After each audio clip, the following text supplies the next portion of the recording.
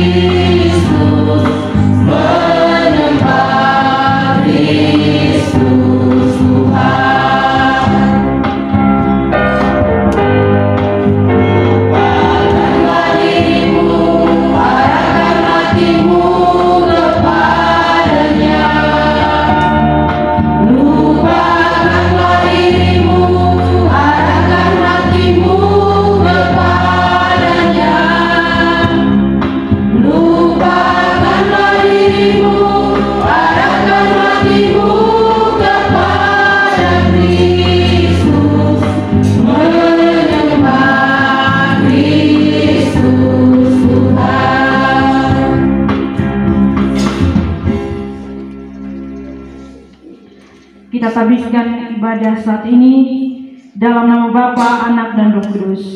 Kasih karunia dan damai sejahtera dari Yesus Kristus menyertai saudara-saudari sekalian. Bapak jemaat Tuhan, silakan duduk. Pimpin bagi kita dalam kebaktian pagi ini terpilih dari Bilangan pasal 27 ayat 16 dan 17. 15, 16, dan 17. Lalu berkatalah Musa kepada Tuhan, biarlah Tuhan Allah dari roh segala makhluk mengangkat atas umat ini seorang yang menyepelai mereka waktu keluar dan masuk, dan membawa mereka keluar dan masuk, supaya umat Tuhan jangan hendaknya seperti domba-domba yang tidak mempunyai gembala. Kita mengaminkan nanti pemimpin ini dengan menyanyi dari NKB 116.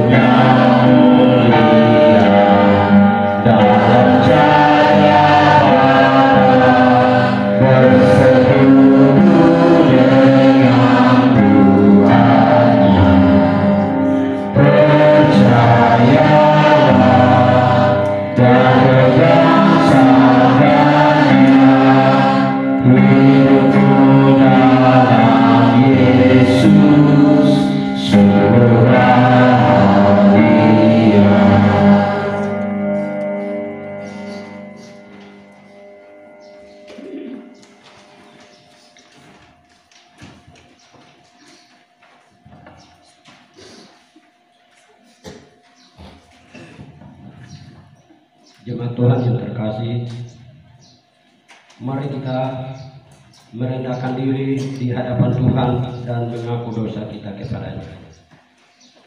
Saat teduh buat kita semua. Mari kita menghampiri Tuhan di dalam doa. Kita berdoa. Ya Tuhan, yang Maha Kuasa dan Maha Murah, kami mengaku di hadapan hadirat-Mu bahwa kami telah berbuat dosa dalam pikiran, perkataan, dan perbuatan kami. Karena itu kami mohon kepada-Mu ya Tuhan, kasihanilah kami dan ampunilah segala dosa kami. Di dalam nama Tuhan Yesus Kristus, mari terus sucikanlah kami dari segala kecemaran kami yang banyak. Terima kasih Tuhan. Amin. Jemaat Tuhan, kita sama-sama menyanyi di dalam nyanyian rohani Sejauh Timur dari Barat. Sejauh timur dari barat, Engkau mengurang dosaku. Tiada kau ingat lagi pelanggaranku.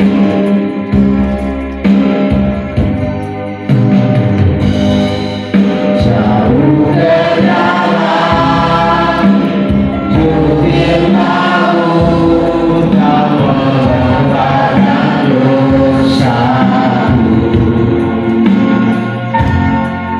Tiada kau perlindungan kesalahanku. Betapa besar kasih pengampunan Tuhan. Tiada pandang hina hati yang hancur.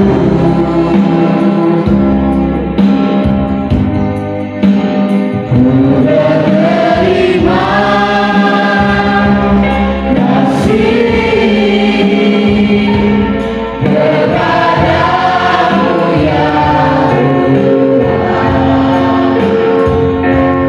Pengampunan yang Kau beri, pulihkan Tuhan.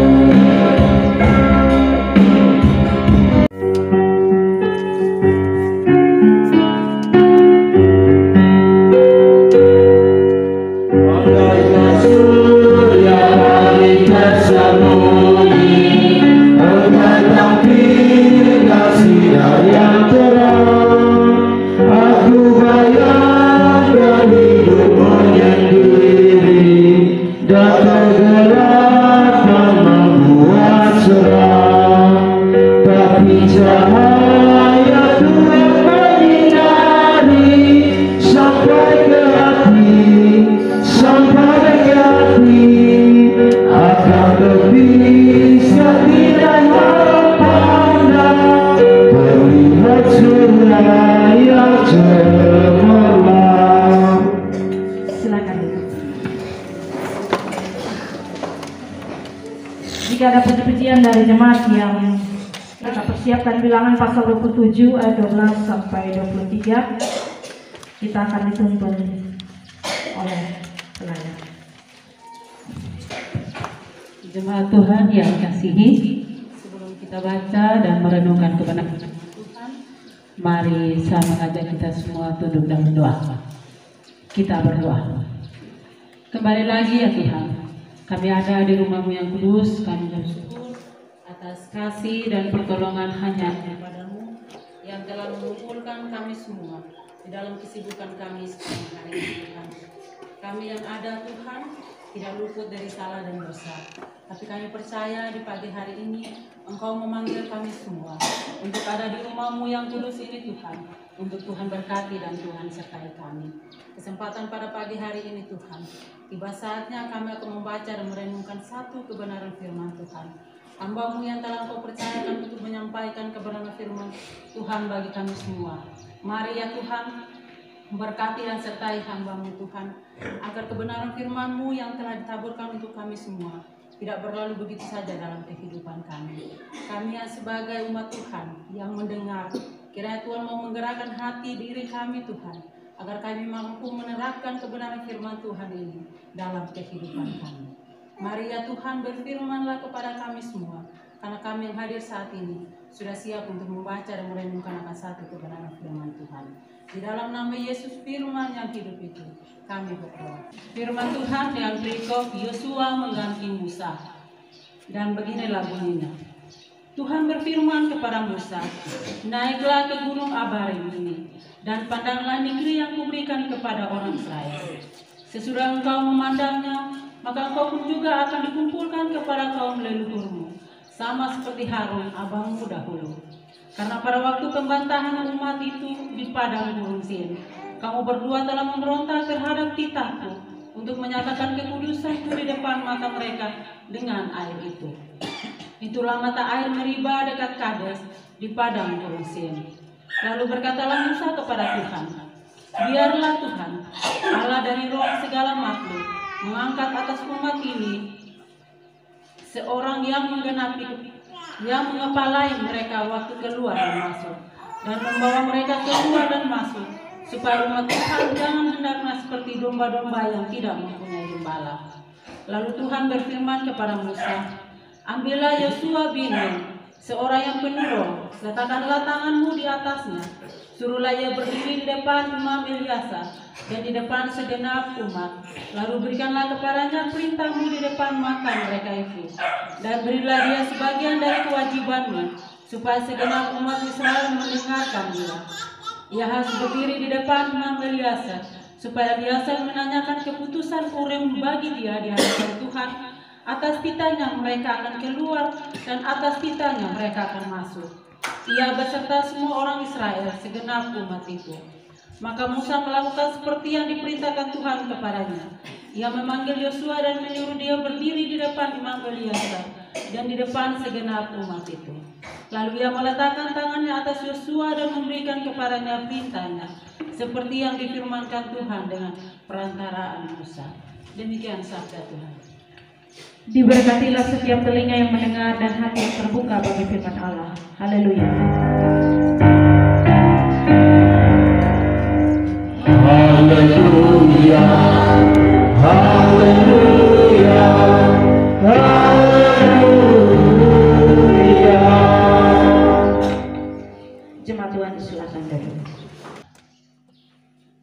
Ini saya ngomong bukan hanya soal jabatan di gereja, tapi kalau misalnya kita di dalam masyarakat, kita dipercayakan jadi guru, pegawai negeri, harus punya perencanaan yang matang, karena pensiun nanti mau buat apa. Yang berikut kelompok orang yang menolak, kalau bahasa asingnya bilang post power syndrome. Ini anak LBI yang bisa terjemahkan. Situasi di mana seseorang tidak siap dan belum menerima kenyataan, belum berdamai dengan diri sendiri, belum berdamai dengan kenyataan bahwa dia akan berhenti dari itu jabatan, dinamakan post power syndrome. Jadi dia sudah sebenarnya sempurna juga, tapi dia tidak ikhlas untuk purna dari itu jabatan. Kalau orang ada pada posisi ini, dia biasanya suka intervensi, kritik tapi tidak membangun. Bahkan bisa jadi dia jadi aktor intelektual yang tidak mendukung pengganti atau penerusnya, karena tidak terima bahwa sebenarnya sempurna, tapi secara mental dan psikis belum siap untuk terima itu.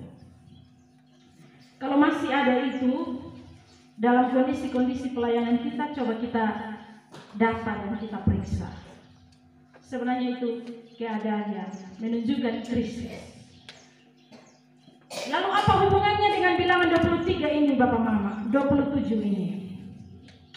Bapak Mama yang terkasih, Musa menjadi contoh atau role model kepemimpinan yang luar biasa.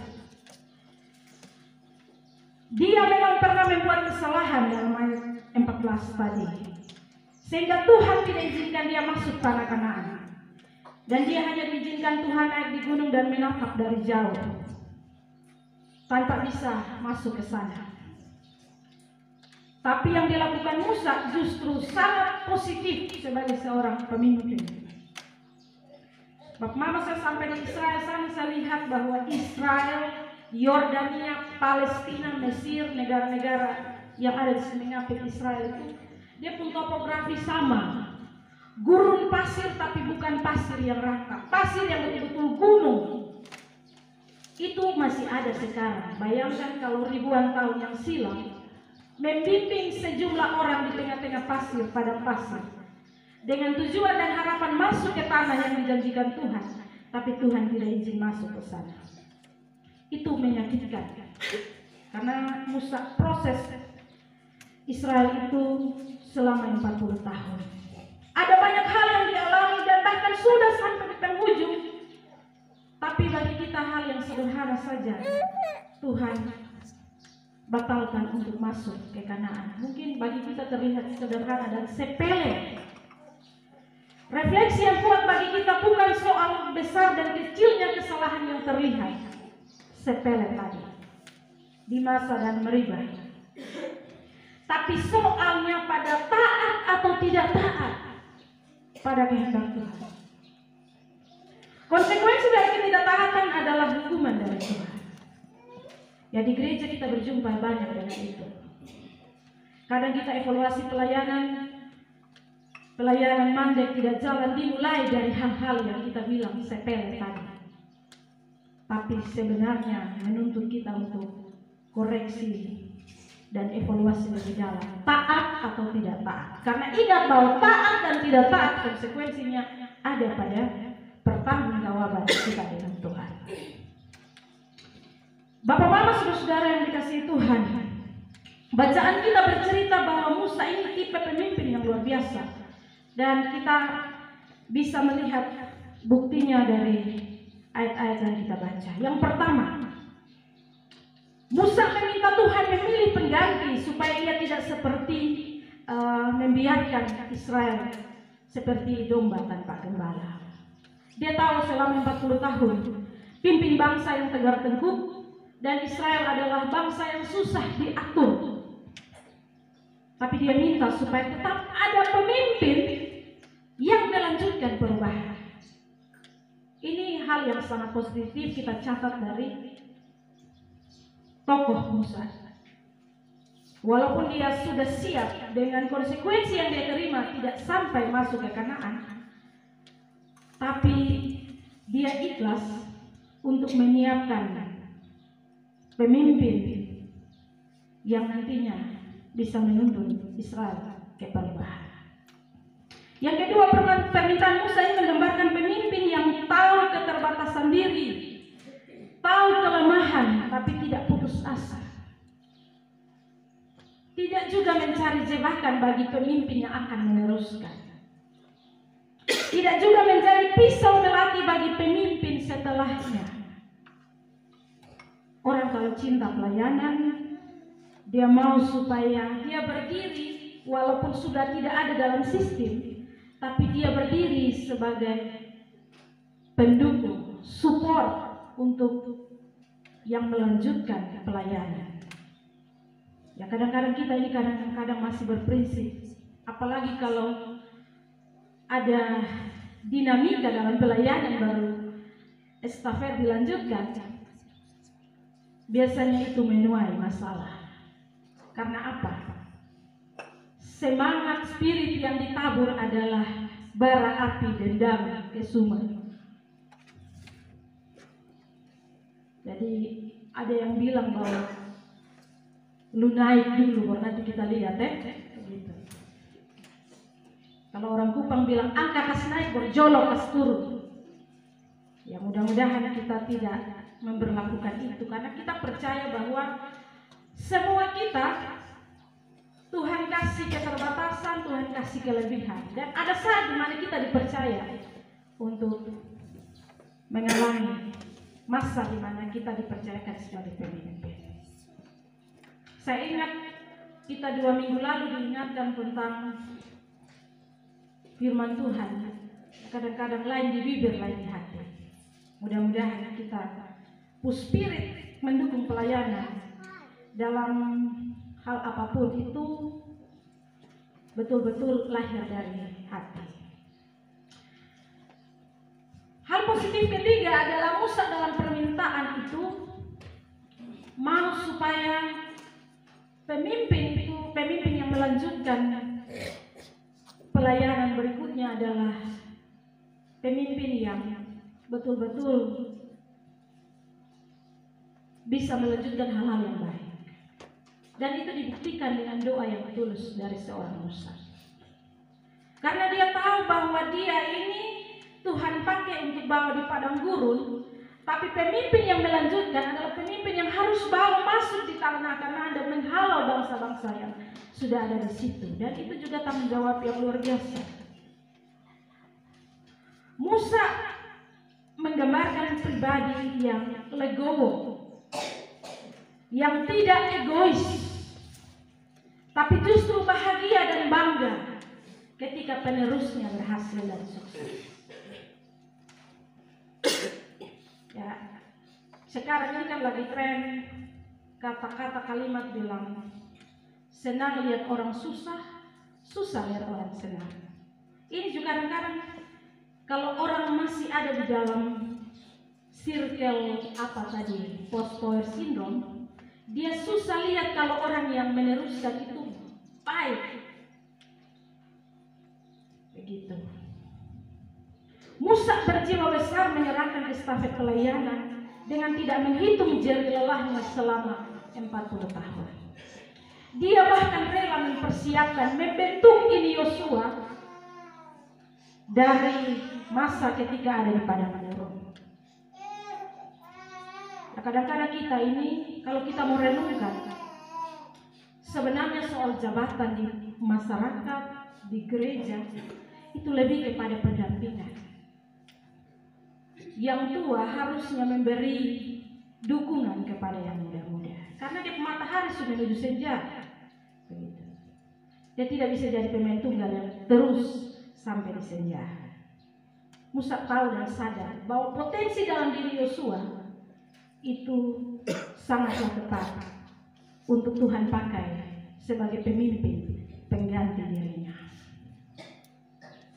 Bapak-bapak, saudara-saudara yang dikasihi, yang berikut adalah dalam estafet kepemimpinan ini kita lihat bersama. Semua yang terjadi betul adalah kedaulatan dan kehendak Tuhan. Tapi Tuhan juga melihat potensi yang ada dalam diri Yosua. Yosua dipilih Tuhan karena dia punya kualifikasi yang baik sekali, sangat teruji. Kalau bahasa gaulnya sekarang bilang kapasitas, kapabilitas, kredibilitas, pokoknya semua yang tas-tas begitu. Dedikasi sebagai calon pemimpin yang luar biasa itu sudah terukur dan teruji ketika ada di dalam rombongan ziarah di padang gurun. Bertahan di dalam keadaan yang tidak baik-baik saja, tetapi menunjukkan kualitas yang baik, itu sebuah motivasi juga bagi kita sekarang ini. Kalau kita dalam keadaan yang tidak baik-baik, tapi kita berupaya untuk pelayanan kita selalu maksimal dan total, itu berarti cepat atau lambat rekam jejak, track record kita menggambarkan kita teruji dalam semua situasi. Bapak-bapak, saudara-saudara yang dikasihi Tuhan,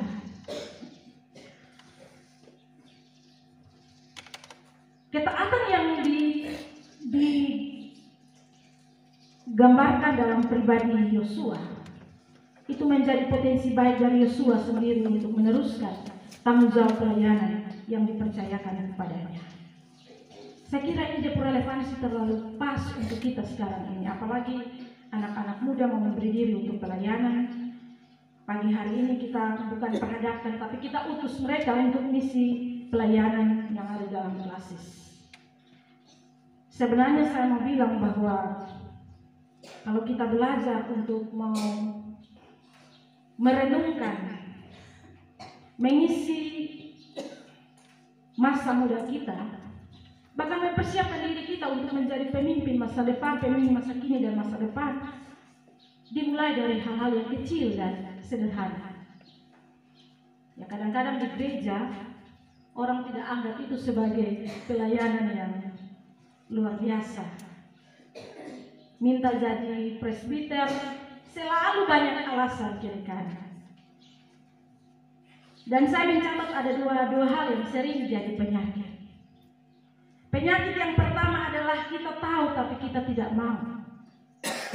Kita tahu bahwa itu tugas terlalu sangat baik, terlalu sangat tidak terlalu sulit lah, tinggal kita bagi waktu. Dan kita tahu juga pada konsekuensi iman itu terlalu luar biasa. Karena apa yang kita buat, apa yang kita ikat di dunia ini terikat di surga. Apa yang kita lepaskan di dunia ini terlepas di surga. Penyakit yang pertama adalah penyakit tahu tapi tidak mau. Penyakit yang kedua adalah penyakit mau tapi tidak tahu. Ini penyakit ini memang saya tidak tambah lagi yang lain, karena yang lain itu berarti mau dan mau atau tahu dan tahu. Tapi saya hanya membeda dua saja. Tahu tapi tidak mau dan mau tapi tidak tahu. Kalau mau tapi tidak tahu, artinya ada kehendak di dalam dirinya untuk mau menjadi berkat dengan keterbatasan yang dia miliki. Ya mungkin dia suara tidak baik-baik juga, tapi dia tahu diri untuk jadi seorang leader, kita hargai. Daripada suara bagus sekali tapi hanya mau menyanyi di luar sana dalam gereja dan tidak pakai. Mau tapi tidak tahu. Tapi ini akan sangat berbeda dengan tahu tapi tidak mau. Artinya dia punya semua, dia punya potensi di dalam diri tapi dia tidak mau.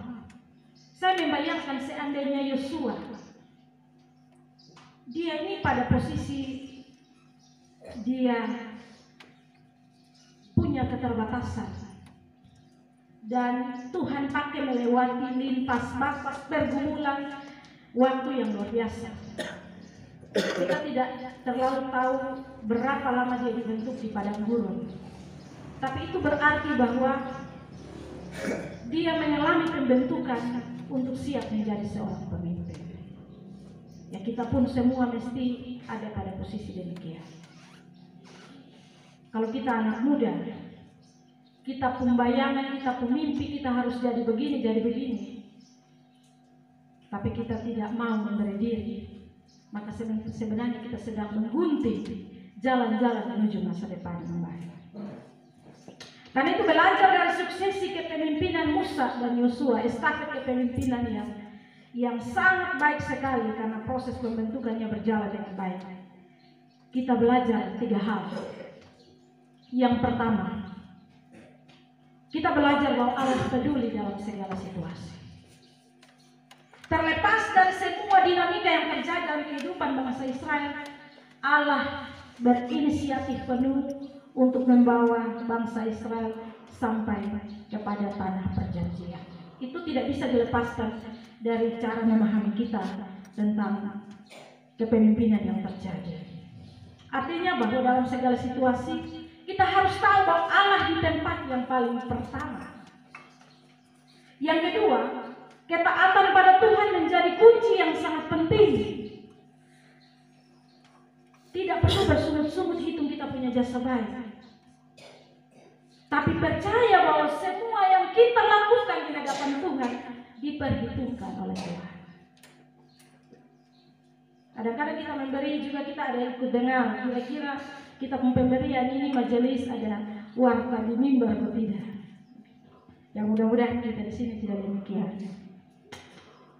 Tapi kita tahu bahwa setidaknya sedikit pun apa yang kita lakukan kepada Tuhan, Tuhan pasti perhitungkan. Apalagi itu lahir dari air mata, lahir dari pergumulan masing-masing pribadi. Yang berikut kita juga berdoa untuk semua suksesi kepemimpinan yang sedang berjalan.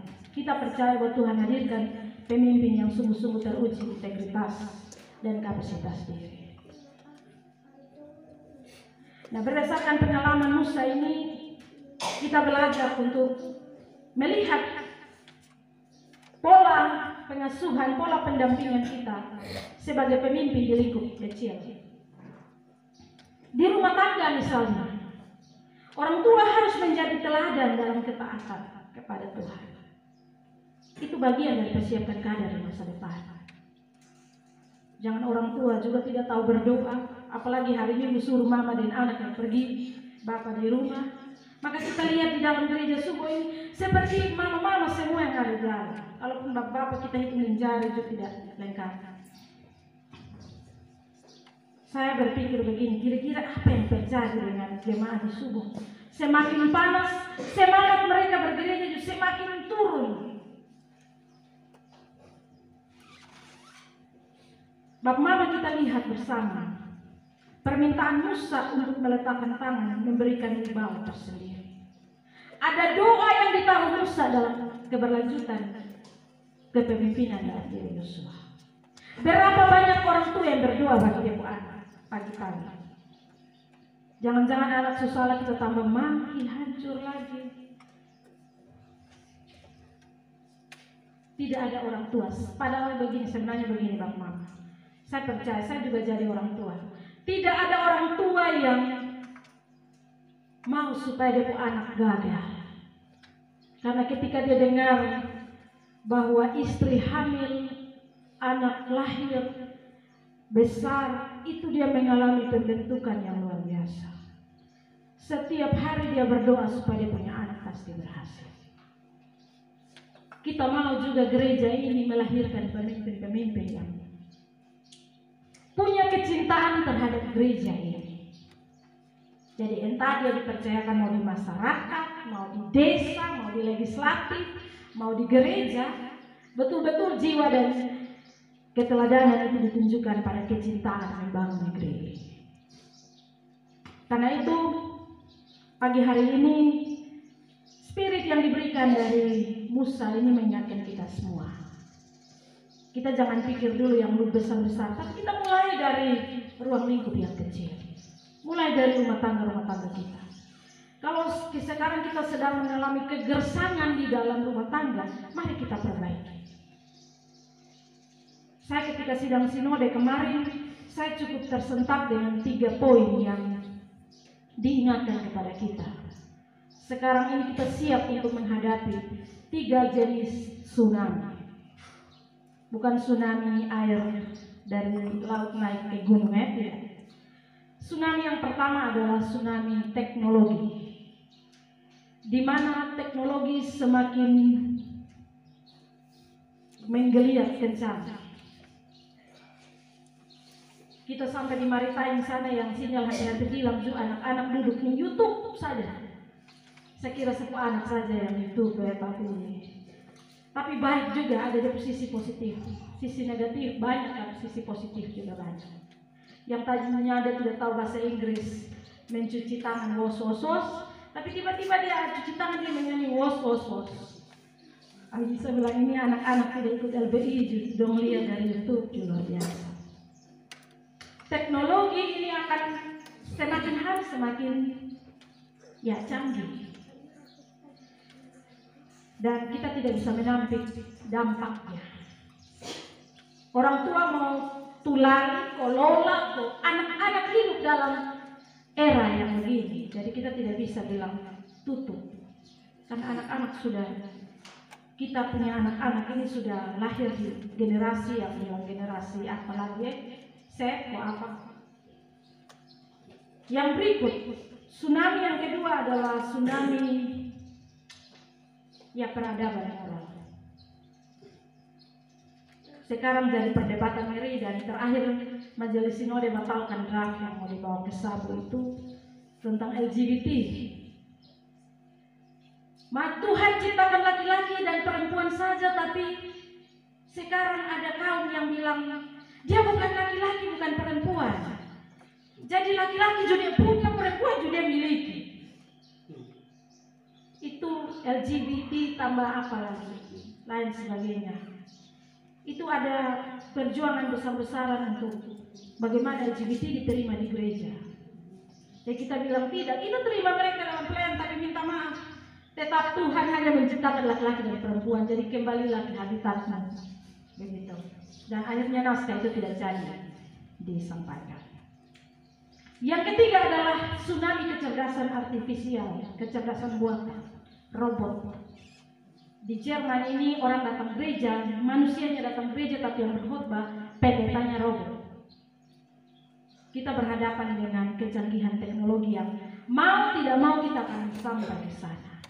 Tapi ingat bahwa robot, secerdas-cerdasnya robot tidak sama dengan manusia. Itu sudah. Kalau sudah sampai begitu, ingat bahwa warning sudah. Mungkin hari Tuhan semakin dekat. Terhadap 3 tsunami ini, di manakah peran gereja, peran para pemimpin spiritual di dalam rumah tangga, bangun mesbah persekutuan dalam rumah tangga?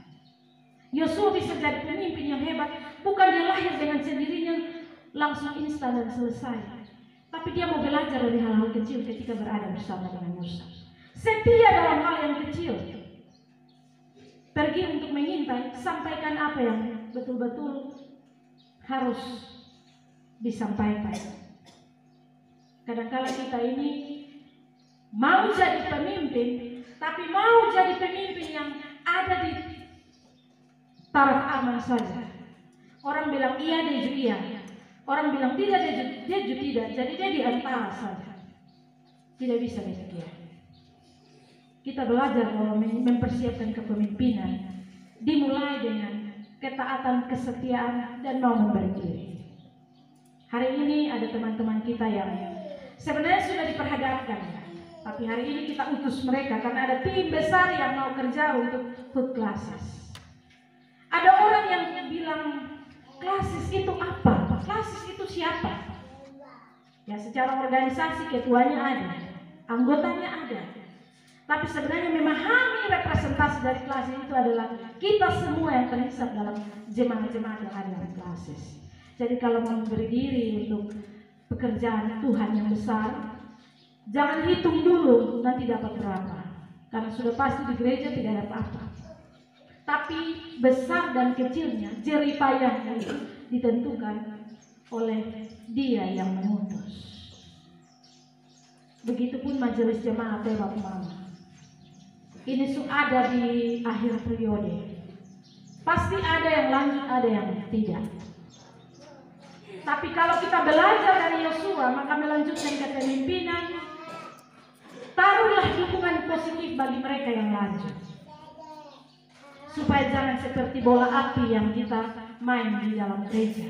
Tapi pelayanan kita harus berdampak bagi umat, tetapi juga bagi Tuhan. Saya tadi masuk di sini, saya bilang ini kita sudah terlambat.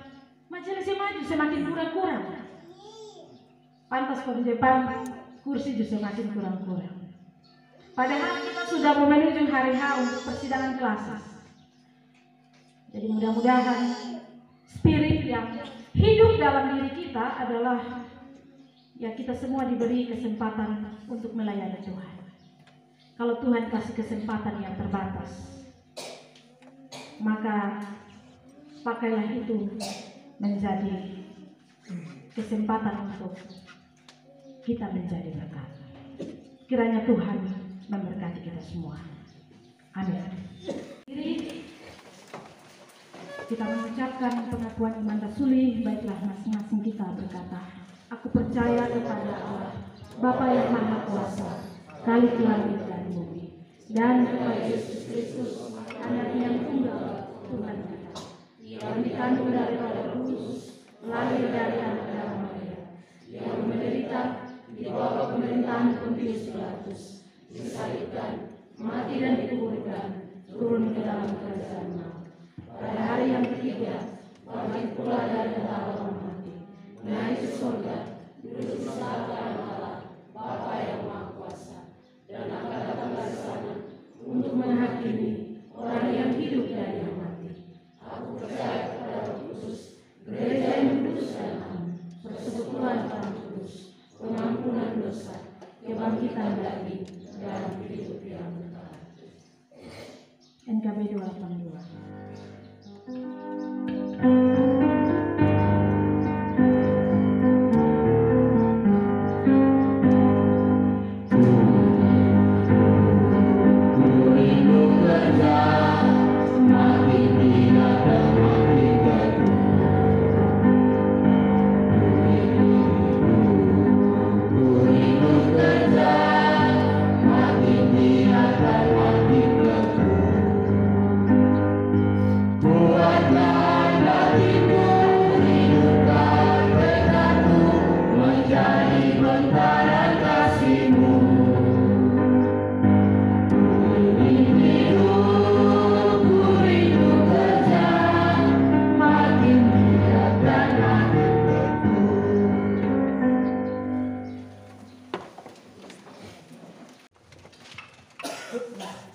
Tadi yang nama-nama yang banyak itu dia perpuluhan yang ini.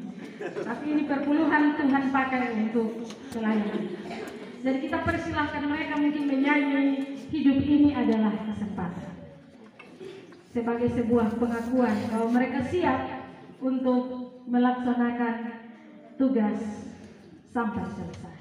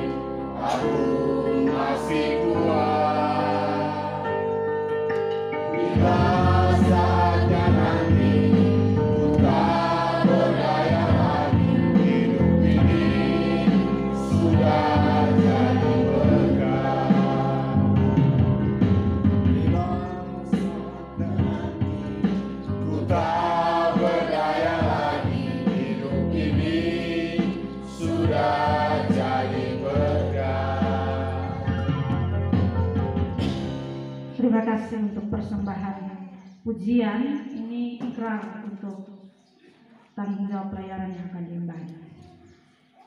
Kita akan memberikan persembahan khusus. Kita nyanyikan Kidung Jemaat nomor 363 bait 1 sampai 4. Sampai 2 saja. Bagi Yesus kuserahkan.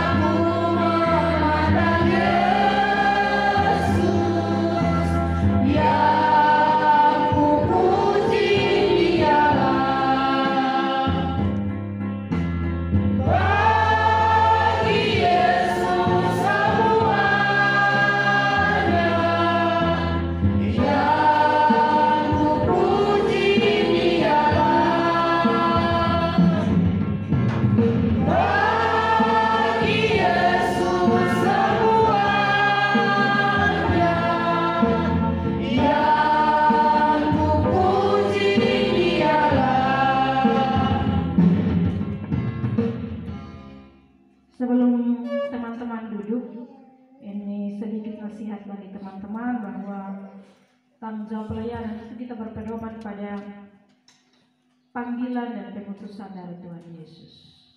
Firman Tuhan bilang banyak yang terpanggil tapi sedikit yang dipilih.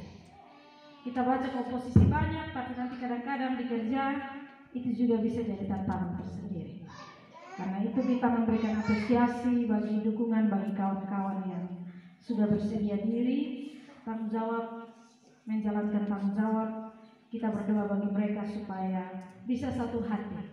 Karena kadang-kadang perpecahan itu tidak terjadi karena upaya dari luar. Kita di dalam tim juga bisa menjadi sumber perpecahan. Kita doakan semoga kawan-kawan satu hati dalam pelayanan, karena 2 minggu ini adalah 2 minggu yang harus dimaksimalkan secara baik untuk pelayanan terhadap Tuhan melalui gerejanya di Klasis ini. Selamat melayani, Tuhan memberkati. Silakan dulu.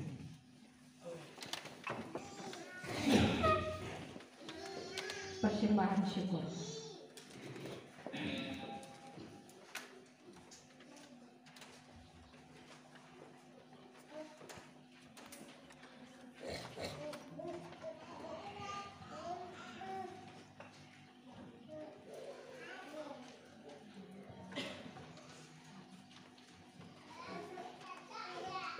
Berilah dirimu, karena persembahan sesungguhnya di hadapan Tuhan adalah diri kita sendiri.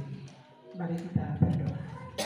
Segala puji syukur kami berikan di hadapan hadirat-Mu Tuhan, atas penyertaan-Mu yang tak terhingga terbatas dalam setiap kehidupan kami. Kami sudah memuji membesarkan kebesaran nama-Mu. Kami juga telah dikuatkan satu bagian firman-Mu pada pagi hari ini. Sebagai ungkapan syukur kami akan memberikan persembahan syukur kami ke hadirat-Mu. Tuhan kemari memberkati setiap tangan-tangan kami yang memberi. Di dalam nama Yesus kami berdoa. Amin. Untuk mengantar persembahan syukur kita pada pagi hari ini, kita puji Tuhan dengan pujian bawa persembahan.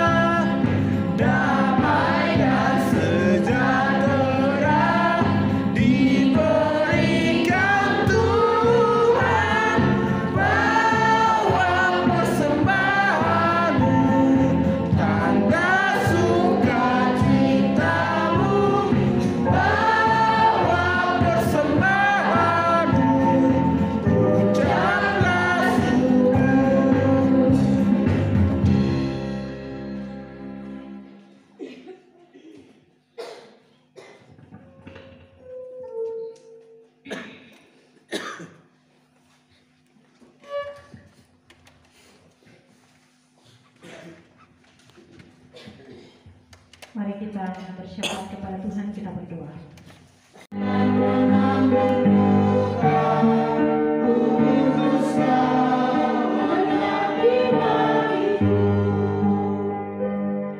Angkatlah hati dan arahkanlah pikiranmu kepada Tuhan serta terimalah berkat-Nya.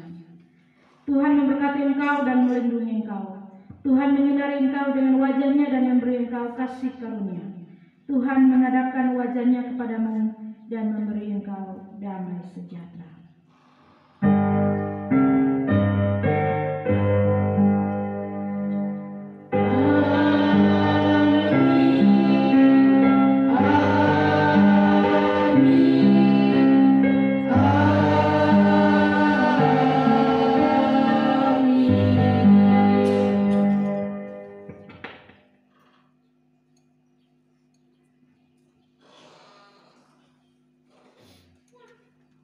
Kita melakukan sekali lagi, hidup ini adalah kesempatan.